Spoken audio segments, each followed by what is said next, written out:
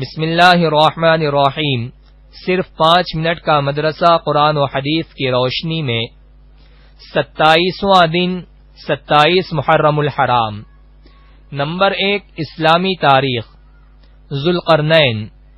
قرآن کریم کے سورہ کہف میں ایک ایسے بادشاہ کا تذکرہ کیا گیا ہے جن کا لقب ذوالقرنین ہے۔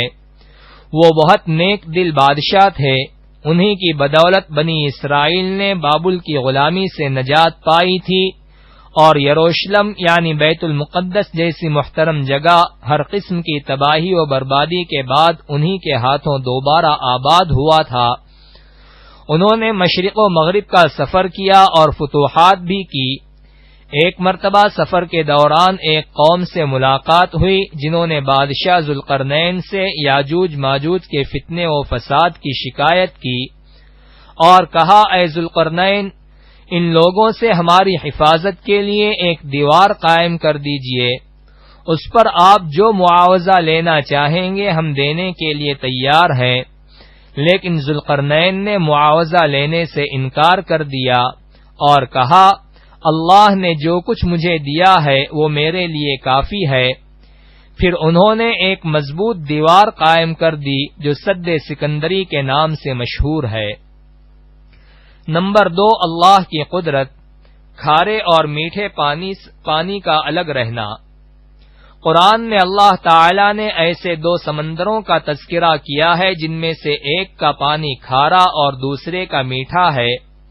ان میں طوفان بھی آتے ہیں، مد و جزر یعنی جوار بھاٹا بھی ہوتا ہے، بڑے بڑے سمندری جہاز بھی چلتے ہیں، مگر اس کے باوجود کھارا اور میٹھا پانی ایک دوسرے میں نہیں ملتا، جبکہ ان کے درمیان کسی قسم کی کوئی آڑ یا رکاوٹ بھی نہیں ہے۔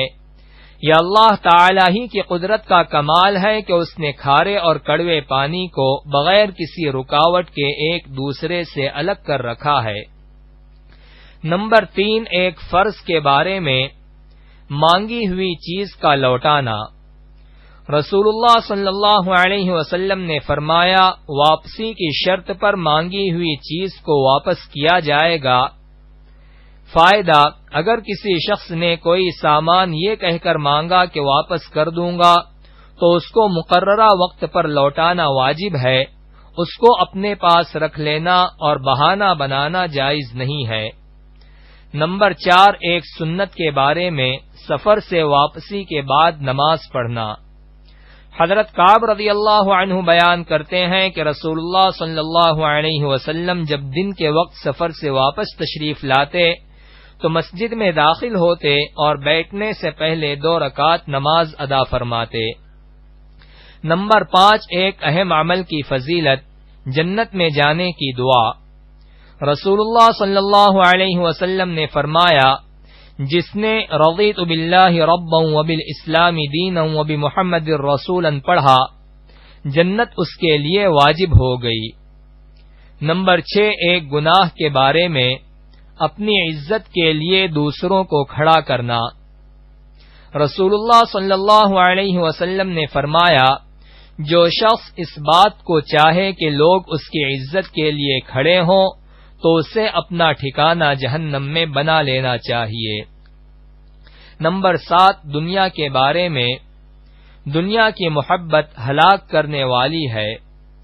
رسول اللہ صلی اللہ علیہ وسلم نے فرمایا، خوش ہو جاؤ اور اپنے مطلوب کی امید رکھو، اللہ کی قسم مجھے تمہارے محتاج ہونے کا اندیشہ نہیں، مجھے تو اس بات کا اندیشہ ہے کہیں تم پر دنیا کھول نہ دی جائے جس طرح تم سے پہلی قوموں پر کھولی گئی تھی، پس تم اس میں اس طرح رغبت ظاہر کرنے لگو جس طرح ان لوگوں نے کی تھی، پھر وہ دنیا تمہیں اسی طرح ہلاک کر دے جس طرح ان کو کیا تھا۔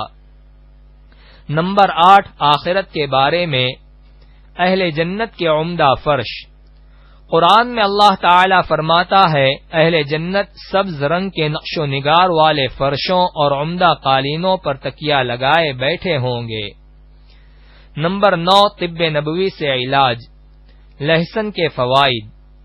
رسول اللہ صلی اللہ علیہ وسلم نے فرمایا، اگر میرے پاس فرشتے نہ آیا کرتے تو میں لہسن ضرور کھاتا۔ فائدہ: آپ صلی اللہ علیہ وسلم کے فرمان سے صاف ظاہر ہے کہ لہسن اپنے اندر بہت سے فوائد رکھتا ہے، چنانچہ اطباء کہتے ہیں کہ اس کے کھانے سے سینے کا درد جاتا رہتا ہے، یہ کھانا ہضم کرتا ہے اور پیاس کم کرتا ہے۔ نمبر 10، قرآن کی نصیحت۔ قرآن میں اللہ تعالی فرماتا ہے، تم اس وقت تک نیکی اور بھلائی حاصل نہیں کر سکتے جب تک تم اپنی محبوب چیزوں سے اللہ کے راستے میں خرچ نہ کر لو، اور جو کچھ بھی تم خرچ کرتے ہو تو اللہ تعالی اس کو اچھی طرح جانتا ہے۔